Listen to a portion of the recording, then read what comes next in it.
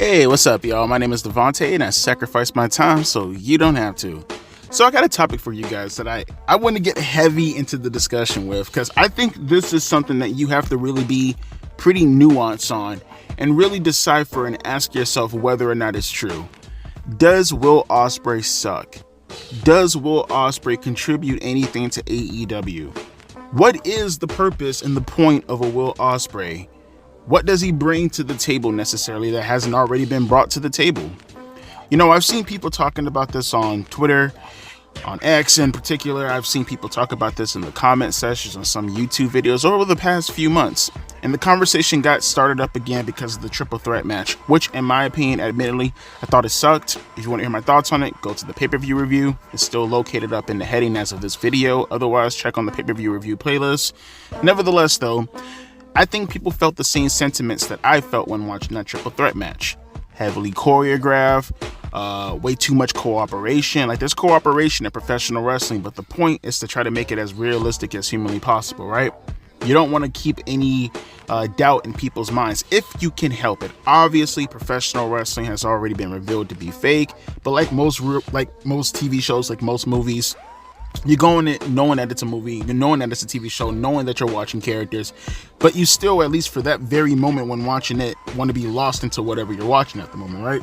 And it feels like whenever Will Ospreay wrestles, the majority of his matches, they tend to lack a bit of realism, right? They tend to take you out of it. They tend to not get you all wrapped up in the whole psychology of actually relating to the superstar in itself. It's like whenever you watch a Will Ospreay match, the whole point is to see what amazing thing he's going to do. And there's nothing wrong with that. There's a subsect of the audience that, quite frankly, enjoys that. But does the subsect of the audience make up the majority of professional wrestling fans? No, it doesn't. And it's not here to suggest that Will Ospreay doesn't have other skills.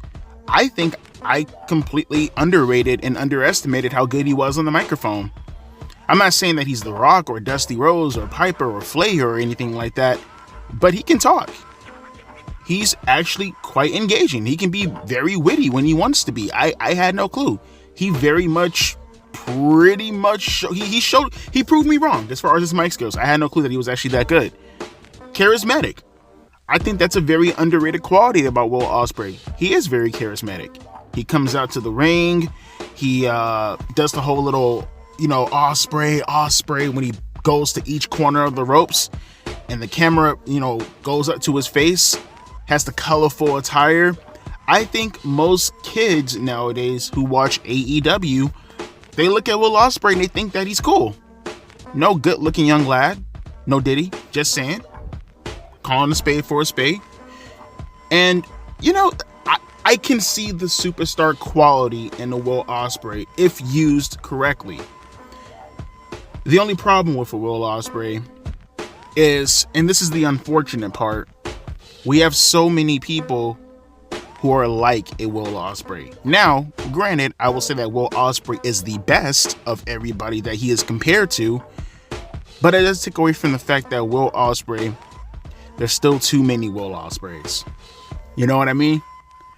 And that's the problem with a company like AEW. To be quite frank, that's a problem with professional wrestling as a whole. But at least with WWE, they limit that shit as much as humanly possible. At least on the main roster, not so much on NXT. But NXT is more, character driven, so that's their excuse. With AEW though, you have all these people who do the exact same thing as a Will Ospreay. Here's the thing, Shawn Michaels, one of the greatest, if not the greatest wrestler of all time from an in-ring perspective, right? Most people will argue that. You know why Shawn Michaels stood out so well? And this can go to Bret Hart also, honestly, one of the other greatest wrestlers of all time from an in-ring perspective. It's because not too many superstars were like them on the roster. You don't think, for an example, Eddie Guerrero or Chris Benoit or Chris Jericho weren't out there? I heard stories of Bret Hart asking Jericho for advice on what finishers he should be doing in some of his matches back in the mid-90s. True story. There were rumors around that Benoit was about to join WWE in 1985. True story. You don't think that they were out there? You don't think that there were other talents who were just like them in, New Japan Pro Wrestling and the J Cup? people who are residing in AAA, people who are in ECW, some people even being bothered or borrowed in Smoky Mountain, wrestling in the Cruiserweight division in WCW. All that stuff existed. But you know why Shawn Michaels and Bret Hart stood out? It's because people on that roster were not like them. And not only were people not like them on the roster, but at the same time, you were able to organize. You were able to, more or less build a hierarchy, and you were able to pretty much kind of like, I don't want to say point, but more so manipulate people into, hey, you see those guys right there? They're the best of the best. And Bret Hart and Shawn Michaels can actually fucking go really, really well. Can they go as well from a move standpoint compared to the other superstars who were out there? That's questionable. But they can go just as well, and they were really, really smooth, and you were able to put them into a position, well, hey, you can focus on those guys. That's what happens with AEW and Will Ospreay that they just can't decipher. You know what I mean? When you have a room full of Will Ospreays, then there are really no Will Ospreays. And the funny part about it is Will Ospreay, you see how he performs right now. I know you guys seen him on the indie circuit for the better part of a decade. One can argue, believe it or not, as crazy as this may sound, he kind of slowed down a little bit. I think even he will admit he's not as fast, he's not as agile as he used to be back in the days. He actually slowed down a little bit, but it still doesn't take away from the fact that his in-ring psychology, it's not there. And to make matters much worse, like I said, there's so many people on the roster that AEW, they put so much focus on. You know how much it would be, or how much it would benefit a Will Ospreay to have guys like an MJF, to have guys like a Wardlow, to have guys like a Darby Allin, for an example. Guys like that to surround you, where it's like, okay, they all have their own distinct styles in regards to how they wrestle, but they don't wrestle my style. I am still the king of my style. And you can have like 3 or 4 people who wrestle the similar style to a Will Ospreay, but make sure to not put them on the same plateau until that time actually comes and you're trying to do something special. Maybe a fatal 4-way match with people of the similar style. Maybe you want to get a one-on-one match because you think it'll be cool, but you do not dominate your entire roster with a bunch of Will Ospreays. It makes everything convoluted, and it makes it hard for him to stand out even more. Now, granted, I will give AEW credit, and even then, it's kind of hard to give him credit on this. They do put a lot of focus on Will Ospreay. They do put the spotlight directly on him, and I will give credit where credit is due. It almost feels like that they're kind of stalling for time, because they know damn well, we all know that they desperately want to put the World Heavyweight Championship on Will Ospreay. We all know that in reality, that's Tony Khan's favorite. It is. That's the guy he wants to be the face of AEW. That's the guy he wants leading the charge. And, humble as it may be, I wouldn't be surprised if Will Ospreay was telling him to chill for a second. Let's give it about a year before you actually put the championship belt on me, because I don't want to be perceived as a John Cena. That could definitely be the case. And if he is doing that, more power to him. That's awesome. But it just goes to show you, for an example, how many people around him, and that's what I mean when I look at stuff like this. It goes to show you how many people around a Will Ospreay, for an example, it's like they don't have his best interest compared to what he has. He can see the future, and he can see that the more and more and more he's doing what he has to do, the more and more it's going to get tiresome. And then when you put the World Heavyweight Championship belt on him, that's it. That's it. That World Heavyweight Championship, it's a blessing, but it's a curse at the same time. It's a blessing because, yeah, there's money that comes with it, I presume. Top of the card, all that stuff that comes with it. It's pretty much notating the fact that, hey, you are the man. You are the guy. But it's a problem in AEW for multiple reasons, right? One, with the World Heavyweight Championship, they don't really treat their belt with, I don't know, at least to me it comes off, they don't really treat their belt with that much respect compared to other companies and how they treat their World Heavyweight Championship belts. And then on top of that also, like I said, with how he's wrestling right now, and the more and more he's doing that, There's the audience in the quote unquote anti-smart community is growing heavier and heavier and heavier. They're taking the spot, they're taking the place of the people on the internet who dominated the IWC for decades now, who wanted to see more of that cruiserweight WCW style, right? Like, while you had a bunch of people who were casuals, who were pretty much gung-ho about the big man, because it wasn't necessarily about the big man, it was more so about the larger-than-life talents and wanted to see a big bad motherfucker beat up some people. Whereas you had people who were more so into the technical aspects of professional wrestling, the actual, and I quote, real fans, right? Who wanted to see more of the cruiserweight stuff because they knew that right there, there's a bit of meritocracy that comes to that, right? Like the small guys are the ones that are putting in the work.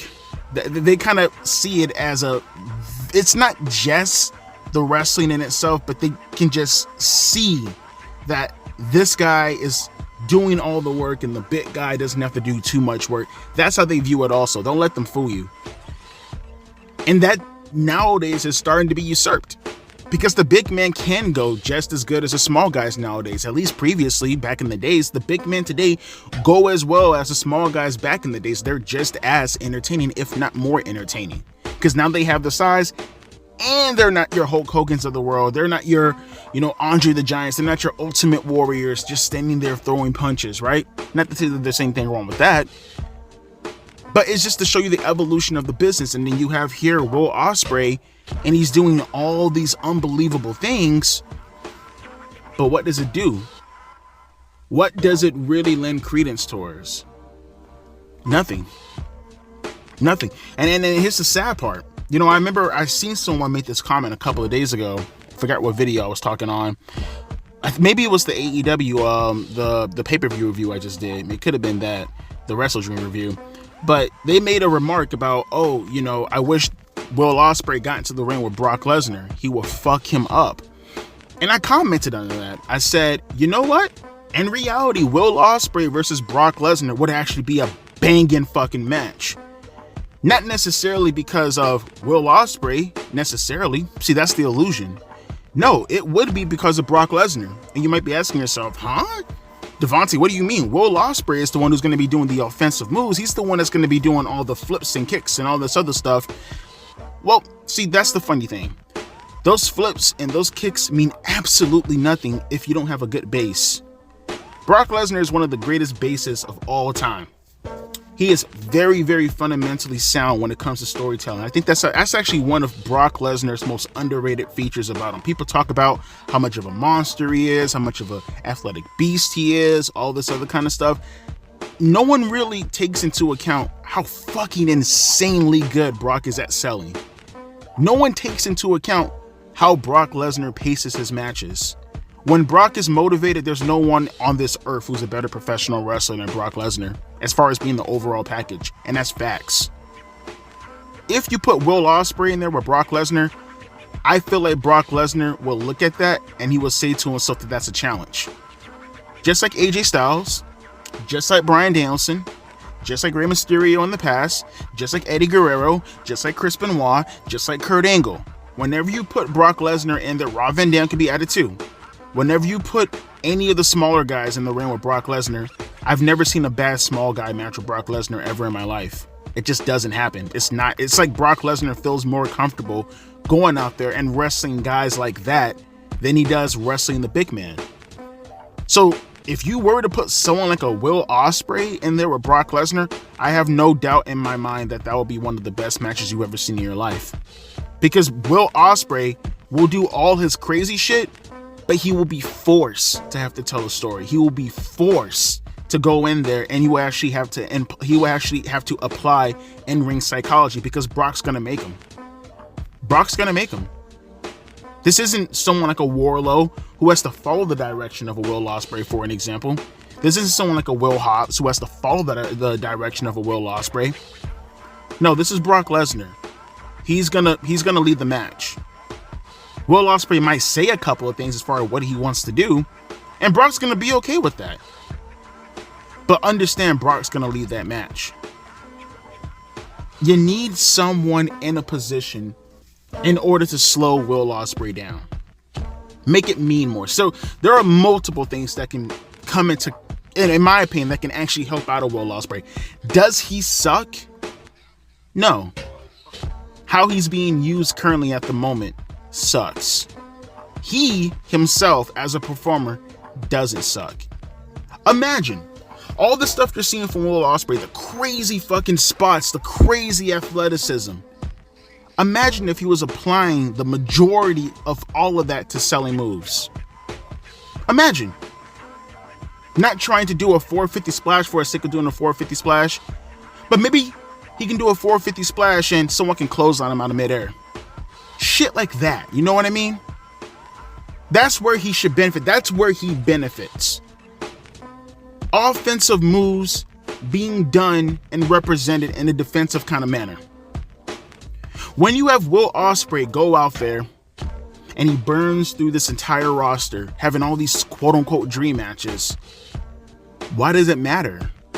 Why does it matter? The closest thing that he came to telling somewhat of a decent story is the stuff that he did with MJF. And even then, they burned through that really, really quick. And they gave it away on free television before it went on pay-per-view. Again, it's not Will Ospreay that necessarily sucks. It's how he's being used that sucks. Imagine if you had Will Ospreay legitimately go out there for about 5 minutes. You don't need that long. It's Will Ospreay. Put him in there with another opponent for 5 minutes. And then after the match, give him a decent 5-minute match. After that, you follow up with some decent storytelling that you've been telling throughout the night. Get people more invested into a Will Ospreay. Rey Mysterio is by far the most influential high flyer in the history of the business. You think people cared about Rey Mysterio necessarily because he knew how to fly around the ring? No, people got invested into a Rey Mysterio because all the stuff that he was doing prior to that. Rey Mysterio has been telling stories throughout his entire career. I think that's something that's very underrated about Rey Mysterio that no one ever talks about. Yes, he's one of the greatest high flyers of all time, but Rey was very, very good at telling stories. Even Eddie Guerrero will tell you that. Eddie Guerrero outright said that one good quality about Rey before he came or after he came to WCW and as he started to go along in his career, because you don't think Rey was as athletic as a Will Ospreay when he was younger, of course. And as a matter of fact, I think Will Ospreay would tell you that he's influenced by Rey Mysterio, bar none. But you know what got Rey over as time started to go on? Storytelling. Storytelling. That's what got him massively over. The in-ring stuff was just a bonus. The high-flying stuff was just a bonus. Will Ospreay needs someone to curate him. Will Ospreay needs someone to put him into a position where, for an example, hey, we're going to put you in this feud with this guy right here. We're going to tell a decent story for the next 4, 5, 6 months. There are going to be some people in between this, right? You're going to have an injury angle sometimes to take you out for a week, 2, 3 weeks. This guy that we're putting you in the ring with, this guy right here, he can work. He can slow the pace down. He can give you something to work with. That's how you get the most out of a Will Ospreay. That right there is how you use a Will Ospreay. Having him go out there to do random exhibition matches, at any point in time he can get injured for literally no reason. Just because, hey, guy A and guy B, with being Will Ospreay, they can actually have a 5-star match at any given point. No. If it happens on television, great, but 5-star matches should be meant for pay-per-views. That's where it should be left off at. That's right. 5-star match should happen right there. It's the same argument I've been having for the longest when it comes to professional wrestling. That's really starting to take heed when looking at someone like a Will Ospreay. It's like linear storytelling does not matter anymore in professional wrestling. He could benefit from it. He could really benefit from it. I think Will Ospreay would have been fantastic in the Ruthless Aggression era. You put Will Ospreay in the year 2002, dude's golden. Dude's absolutely fucking golden. Because again, the reason why I'm singling out him, and I'm not talking about people like a Ricochet, people like a Pac, for an example, people like that who can kind of do the same thing that Will Ospreay can do, because Will Ospreay actually has charisma. Will Ospreay can actually go on the microphone when he wants to. There's a lot of untapped potential in that character. And just to use him all willy-nilly and randomly put him in a triple threat match here, put him in a 5-star quality match right here, and just wasting all of that. Constantly putting him in positions where his shtick is getting very tiresome, when in reality it should not be that way. Putting him into a position where his shtick is very tiresome, and now he's wrestling consistently with multiple upon multiple upon multiple opponents. Man, you're not doing right by that guy, and you're paying him millions upon millions of dollars, and you're not doing right by him. So when he wins the World Heavyweight Championship, the useless AEW World Heavyweight Championship, what does it matter? What does it matter? Bryan Danielson was the World Heavyweight Champion, and it didn't mean jack shit, and he main evented WrestleMania twice. What the fuck is it gonna mean when a Will Ospreay wins the belt? You don't feature it. You don't feature him all too well. Why does it matter? And that's me thinking years upon years ahead. Not thinking about what good matches he's gonna have right now and living in the moment. No, let's get this shit situated right now. So when we kind of have a goal, when we can have this field of vision to know where he's gonna be at in about 5 years, then we can start living in the moment. Then you can start resting on your laurels. But that's just my opinion. Obviously, people who are enjoying his matches, they're not gonna give a shit until it gets to a point where he doesn't mean as much, or God forbid he gets a really crazy injury because you keep putting him in match after match after match after match after match after match, long periods of time with legitimately no substance or reasoning. But like I said, just my opinion. Let me hear your thoughts down in the comment section below. Notice I didn't bury Will Ospreay. You probably thought I was going to bury him. I didn't bury him. I just pointed out the flaws, and I'm noticing, and hey, it is what it is. Some people may see the title and they're going to run with something completely different. I can't help those people. They have their opinions and I have mine. If you actually listen to the video though,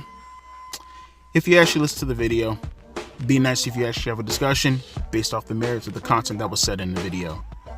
But like I said, that's up to you. I'm not your parents, not your caretaker, and I'm damn sure not you. You're you. As always, my name is Devontae, and I'll be back later on tonight for the NXT review. Otherwise, if you're listening to this in the future, ignore that point, or go check out the show review playlist and look up that NXT review based off of the date that you see on the video. Otherwise, my name is Devontae, and I'll be catching you guys later. A deuces and a P-Ice.